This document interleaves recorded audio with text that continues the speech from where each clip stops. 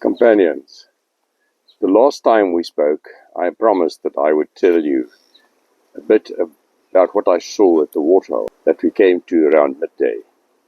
Now, I thought I'd actually do a few posts on what I see at waterholes when I get to them in the wilderness, because waterholes are very interesting. Now, being in the wilderness is like attending a live play in which the actors are the plants and the animals and the insects that live here. But it's a much more interesting play than what you would be able to see on Broadway or the West End. Because although the audience is thoroughly enjoying the play and following it, there is a huge subplot to the play that, almost without exception, they are not aware of. And this subtle subplot is known only to a few masters of the bush that have learnt through their own experience and through the teachings of their elders how to read all the rest of the language of the bush and to understand the subplot of the play.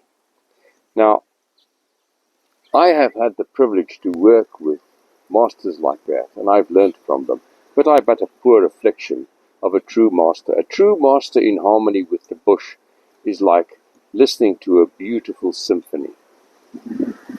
But I know a little bit, and I'll share what I know with you in humility. So, if the bush is like attending a play, then a waterhole is like the advertising poster that gives you a summary of the main tenet of the play and who the actors are. Because animals visit the waterhole, even the ones that don't need to drink water every day, or some not at all, they will come to water if there is and drink, and they leave their sign behind.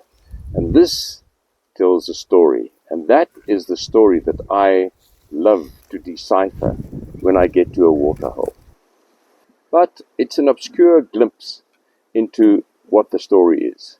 Sometimes it intrigues, sometimes it suggests, sometimes it misleads, sometimes it leaves you with no clue at all and you keep on wandering. And that makes it even more interesting to me.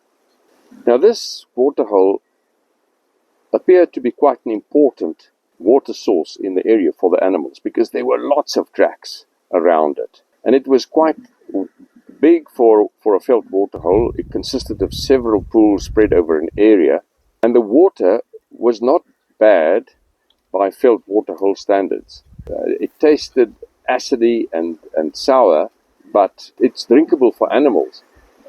A person could also drink it if they were really desperate. Now, the reason for this taste and smell is because animals will wade into the water and stir up the mud, so they're usually quite muddy, although this one, the water surface was quite clear. And they also leave their dung and urine in the waterhole. And that's where the taste comes from. Now, there was a profusion of tracks, so it took me quite some time to decipher what is actually going on.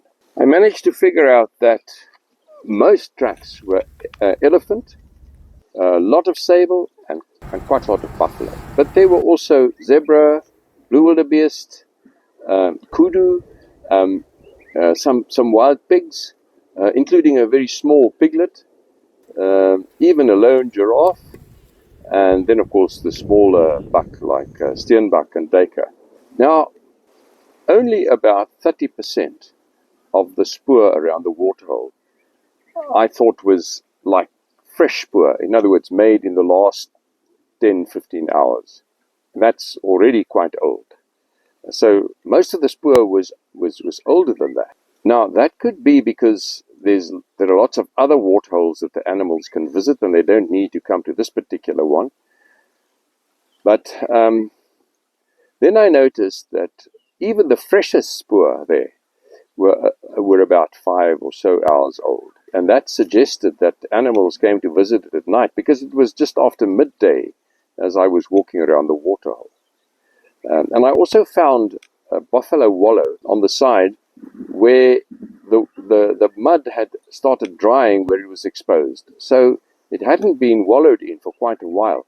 Now, buffalo wallow in mud to cool themselves down and also to protect themselves against parasites. So if they came to visit at night, they would most probably not wallow. But there were buffalo spoor, so they did visit, but they didn't wallow. That meant they came at night. Now the question was, why did they come at night? Now, there could be explanations for this. One explanation, for example, would be that the good grazing is quite some way off. And, excuse me, and the game don't want to walk backwards and forward every day. So they go out to the grazing and then they return at night to drink. And they don't need to come every night, because most savanna animals can survive for a day or two, even longer if necessary, without water. Elephant can go 3, 4, maybe longer if necessary. So it could be that this was the result of the grazing situation. But I'm a cattle farmer for many years, and I know good grazing, and there was lots of good grazing around this waterhole as we came through the bush. So it's unlikely that, especially the heavy animals like buffalo, would move so far away from the water to find grazing. There's lots of grazing around. There was another reason, something that kept them away. And this created a little bit of a worry, because it was beginning to look to me, it might be humans that are keeping them away, specifically poachers that ambush them at the waterholes. Now, I looked around, I couldn't find any sign of poachers. So I couldn't be sure. And I decided for the time being to just enjoy the bush and not think about the poachers. And I also decided not to tell Manjolo anything yet. So I've actually not told you a lot about what I've been able to deduce about the activity around the water, except for the possibility of poachers. So next time I'm going to discuss that a bit more, and I'm looking forward to have you. I hope you enjoyed this, and good luck until we chat again.